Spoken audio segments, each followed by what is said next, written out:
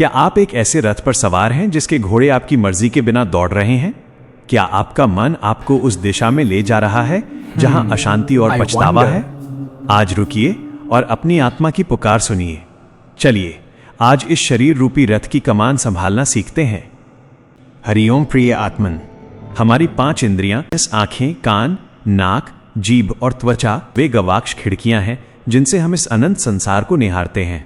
हम जो कुछ भी देखते, सुनते, सूंघते, चखते और स्पर्श करते हैं वो सब इन्हीं इंद्रियों के कारण संभव है। लेकिन क्या आपने कभी एकांत में बैठकर सोचा है कि ये इंद्रियां काम कैसे करती हैं? इनके पीछे कौन से गहरे रहस्य छिपे हैं?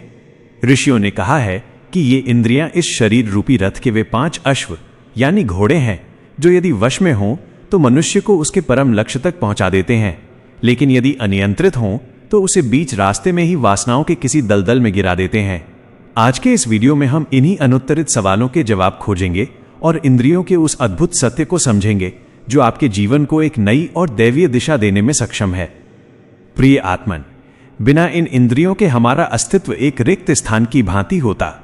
आंखें हमें सृष्टि के रंग दिखाती हैं, कान नाद सुनाते हैं, नाक सुगंध से परिचय कराती है, जीभ रसों का आनंद देती है और त्वचा स्पर्श के माध्यम से संवेदना जगाती है।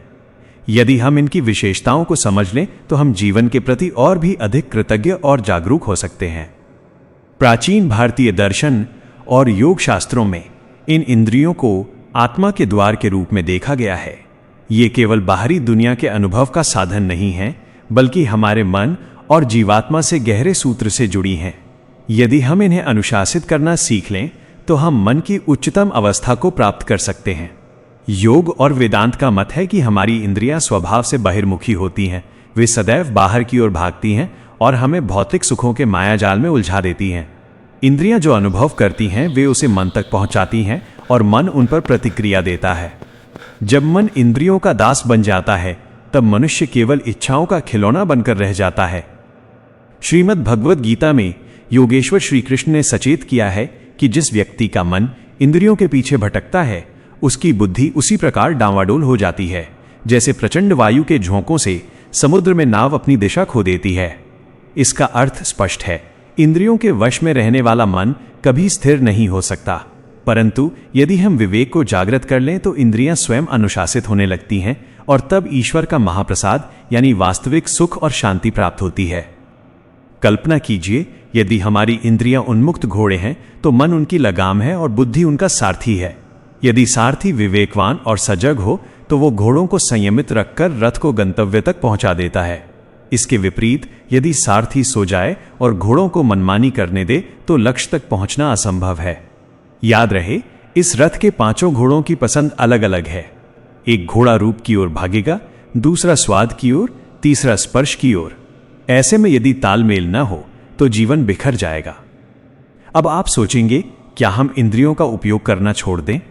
क्या इनके बिना जीवन संभव है? नहीं, ये इंद्रियां अपना कर्म करेंगी ही, इन्हें बनाया ही इसलिए गया है। दोष इंद्रियों में नहीं, दोष मन के उनके साथ चिपक जाने में है। मन इंद्रियों का स्वामी है, उसे एक शासक की तरह रहना चाहिए, दास की तरह नहीं। साधना का अर्थ है कि इंद्रियां कार्य तो करें पर मन उनसे निर्लिप्त रहे। जैसे कमल का पत्ता जल में रहकर भी गीला नहीं होता, वैसे ही मन को इंद्रियों के विषयों में रहते हुए भी अछूता रहना चाहिए। परंतु ये मन बड़ा बलशाली और चंचल है। भगवान कहते हैं कि इंद्रियों में मन मैं ही हूं, इसलिए इसे बलपूर्वक रोकना वैसा ही है जैसे किसी नन्हे बालक को किसी काम से मना करना।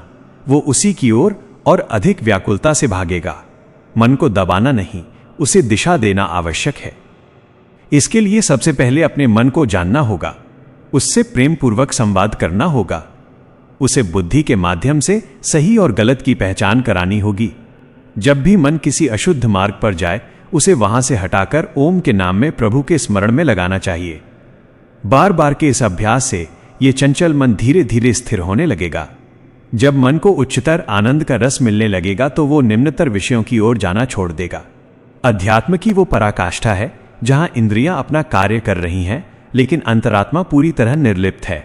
ऐसा महापुरुष संसार के सभी कर्म करता हुआ दिखता है, पर वास्तव में वो अकर्ता होता है। वो कर्मों के बंधन और गुणों के जाल से ऊपर उठ चुका होता है। यह अवस्था कठिन अवश्य है, पर आत्मज्ञान से संभव है। आरंभ में कुछ ध्यान प्रयोग सहायक हो सकते हैं। नेत्रों के लिए त्राटक ध्यान का अभ्यास करें। बाहरी चकाचौंध के बजाय भीतर की ज्योति को देखने की आदत डालें। कर्णों के लिए मौन का आश्रय लें। नकारात्मक चर्चाओं के स्थान पर ओंकार की ध्वनि और सत्संग का श्रवण करें। घ्राण नाक के लिए प्राणायाम को जीवन का आधार बनाएं। श्वास का नियंत्रण ही मन का नियंत्रण है। रसना जीभ के लिए सात्विक आहार लें और अपनी वाणी को मृदु व अर्थपूर्ण बनाएं।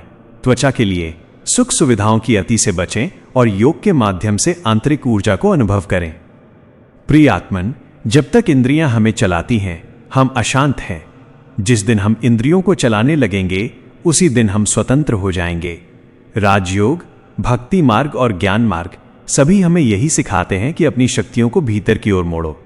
जब मन शांत होता है तो इंद्रियां स्वतः शीतल हो जाती हैं और उस स्थिरता में ही आत्मा का दिव्य प्रकाश प्रकट होता है। यही इंद्रियों और मन का वो आध्यात्मिक रहस्य है जिसे जानकर मनुष्य अमरत्व को प्राप्त होता है। आज स्वयं से एक प्रश्न करें, क्या आपकी लगाम आपके हाथ में है? आज ही संकल्प लें कि आप अपने मन को एक कुशल सारथी बनाएंगे। यदि ये आध्यात्मिक चिंतन आपको पसंद आया हो तो इसे अपने प्रियजनों के साथ साझा करें और हमारे इस परिवार से जुड़ने के लिए चैनल को सब्सक्राइब करें। अपने अनुभव हमें नीचे कमेंट में जरूर बताएं। धन्यवाद। हरि ओम तत्सत।